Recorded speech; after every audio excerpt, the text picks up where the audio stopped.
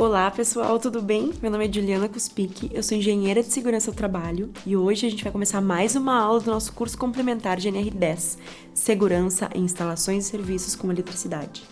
Nossa última aula, a gente deu uma pincelada nos equipamentos e nas ferramentas que a gente precisa utilizar para a gente ter um trabalho seguro. Mostrei para vocês como que a gente pesquisa o certificado de aprovação de um equipamento de proteção individual. E hoje a gente vai falar sobre proteção coletiva. Lá no nosso material de texto, como sempre mostro para vocês, a gente tem o nosso módulo de sistema de proteção coletiva. Então a gente vai falar, eu trouxe um resumo de cada equipamento de proteção coletiva para vocês. Deem uma lida nesse material de texto. Então a gente vai falar sobre aterramento, sobre dispositivos diferenciais de proteção, sobre proteção contra surtos. A gente tem isolamento elétrico, sinalização de segurança, barreiras e invólucros. Eu vou dar um zoom para a gente ver as imagens que eu coloquei no material para a gente observar. O que é mais importante dentro da parte de equipamento coletivo? A gente trabalha em equipe dentro da área do CEP, né? Quando a gente trabalha com autotensão, uma das primeiras coisas que a gente falou no nosso curso foi: é obrigatório que o trabalho no CEP seja um trabalho em equipe. Por conta disso, a gente falou sobre trabalho em equipe, a gente falou sobre comunicação no trabalho em equipe, a gente falou sobre empatia com as pessoas que trabalham junto com a gente. Então é muito importante a gente entender que temos um trabalho em equipe, temos uma proteção coletiva.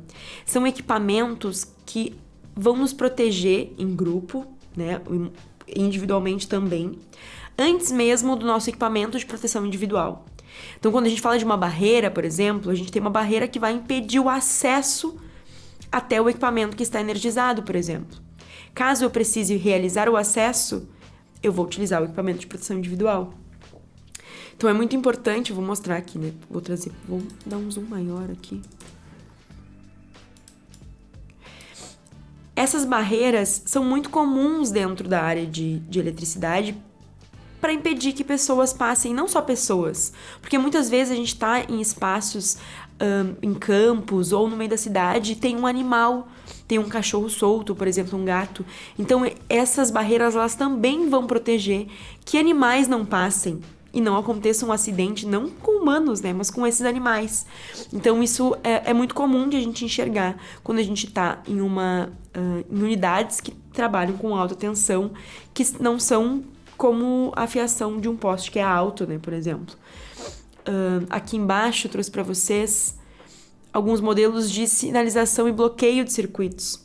Quando a gente bloqueia um circuito, então lá, a gente vai fazer a desenergização, por exemplo. A gente bloqueou um circuito para que a nossa equipe vá trabalhar naquele lugar desenergizado.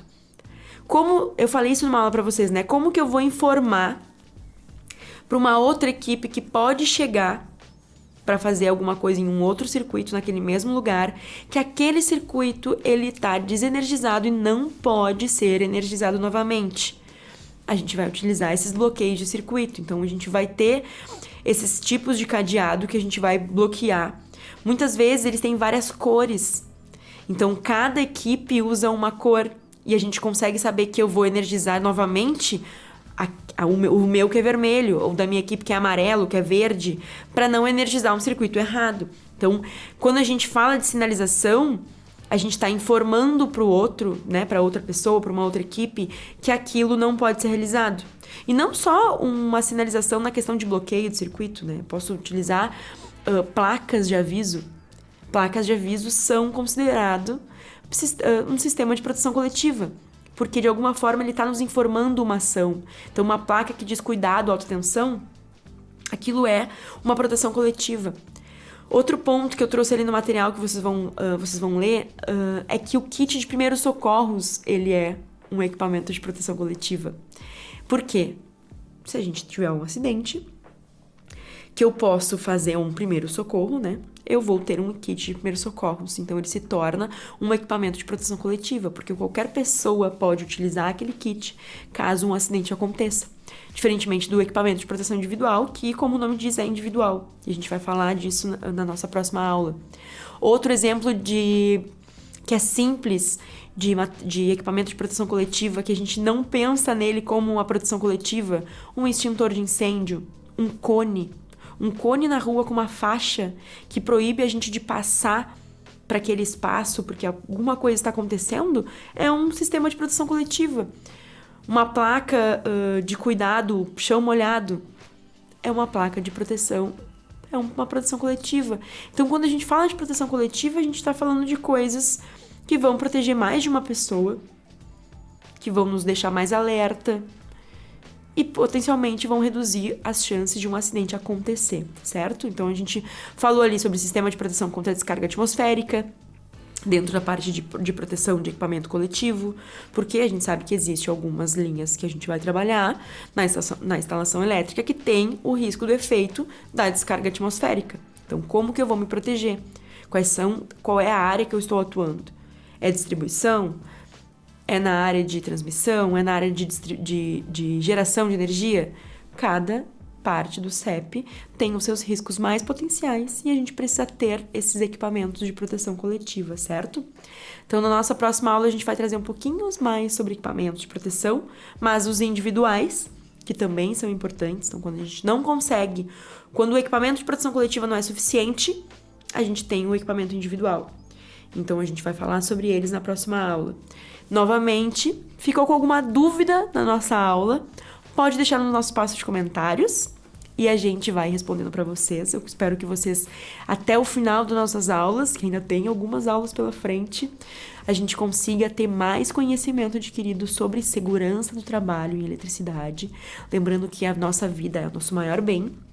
Então, a gente precisa, de fato, cuidar o que a gente está fazendo no nosso trabalho quando a gente trabalha com eletricidade. Né? Não utilizar um equipamento de proteção é um risco muito grave. Então, se eu não colocar ali um bloqueio naquele meu sistema que está desenergizado e uma equipe vir e energizar aquele sistema, pode ser fatal para a equipe que está trabalhando naquele espaço. Então, a gente precisa compreender a importância desses equipamentos e fazer o passo a passo do nosso procedimento de trabalho, que a gente já falou aqui em uma aula, fazer ele direitinho, certo? Então, espero vocês na nossa próxima aula para falar um pouquinho mais sobre equipamentos de proteção. Obrigada, gente!